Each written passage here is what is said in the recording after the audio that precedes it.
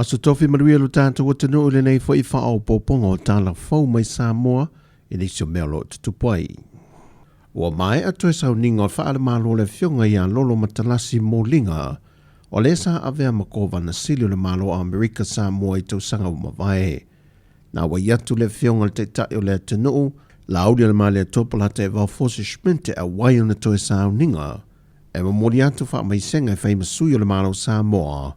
E le tautua fo I le tamali I le wāwhianga iei male atunu, e le telo tau sanga umawai.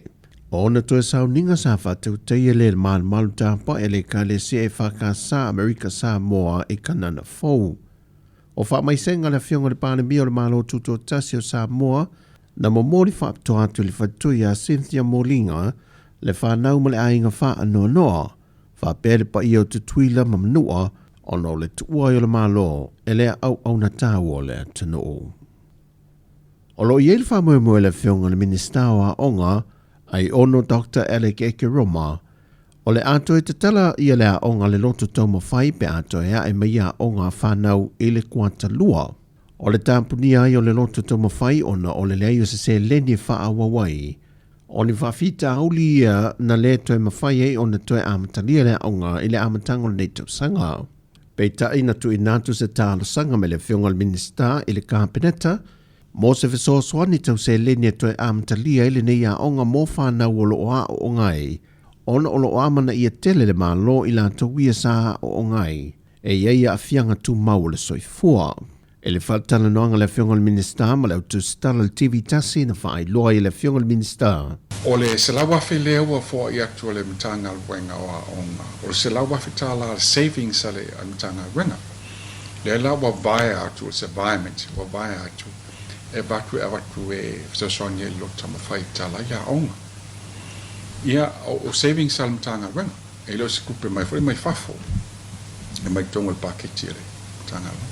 Beita I ui le se leni, ma le se lawa whetala le OGG, ma le se lawa whetala mai le matanga wenga wa onga leo le atu I natu. E le teitei una ngā whatia I le ono se lawa whetala le olo o mo'omia, mo le toe te tala ina o le a onga. Ma e te tawai na wawa ai le pūlenga I nisi a wala e fesoa swani ai, e le wha wawino le a onga le anga I atu le lumanai, a o se fesoa swani utu I natu, e na ia whaawa winai I a o onga I la toa e mātutua, a toa mawhanau la iti o loa o ngai, e ia a fianga tu mau le soifua. Wana o le pau leo le awala e mawhai e o na mao popo, ma whaataunu wina se fuawhanga e mo mia le malo e se teimi vave, ai maise o se fuawhanga pito I sili o na tāua, pe a whai e si le fia le tangata e iei se fesoa swani se leni e mawai. O le porkalame o le toe fo o whanau ia onga e mawai le se lau lima se fulta la mōtanga ta uma. Na mawane ai le to a telo le mamalo le ato noo e le I restala mo le whainga pālota. Le whato a nga I ne whaatino la lato restala. Ona o se tasi le wai a inga e mawhai ono o mia le se lau lima se fulta la. E le whailo inga lau tu stala ma le teitai o le ato noo na ia sauno ai. I le vao le lima ma le ono afe tangata pālota fau.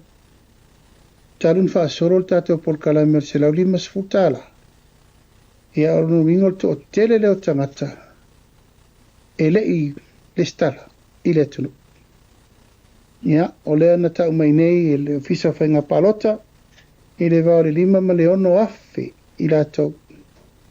Ia wa le stala o le tuta ua le na. Ma e alfa moe le tauntu e tupu ni meo le. Le stala isi a le skala isi.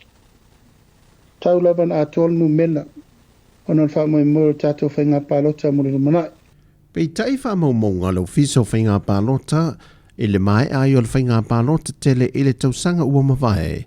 Na maua le tu whata singo lolo palota I tu malo umai lima se fulmalitasi, e si lia ele se fulmalitor wafe le au whai o le atunu, ua anga vai restala e le ia ngai e whaatino le lato restala. E to tolu se lau fasa fumale valu I lantou mai le motele sa la fai. Ai se fumale tolu wafe fasa lau wono se fumale lua I le motu tele I polu.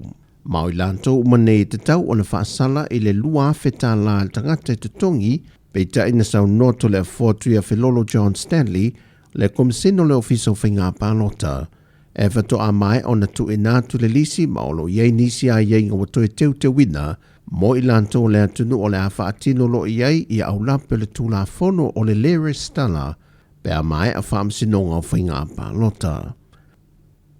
E wha vai aso le o toi tolo po atu iei e le whaamsinonga le toi wala aunga o le mata au polo o tangi ei le ministawa onga ma le a fionga le teitai o le atunu o e whaasanga le teitai o le vangwhau pawhai le JPP.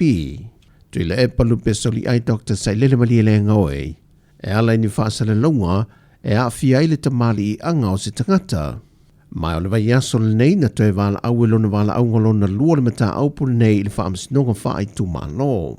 Pei tai o toi tolo po o no lo wha mai a ia mo lianga po le ngā ruenga vaenga leo leo. E wa wha tonu ina ia le whaamsinonga ia tui le epa ina ia tapu na ia toi whaia ni whaasale longa e whaasanga le teitai o le atunuu ma le ministawa onga e tu tonu o le whaava iaso le nei au lumana i aile toi wala aunga o le amata aupo. O le lilo i a whai malo matu mua Matthew Lam Sam o lo tu la e mole sunga atu le epa. O tala fowia anga le leile toi fōwhanga o le nei aso whasoi fwia.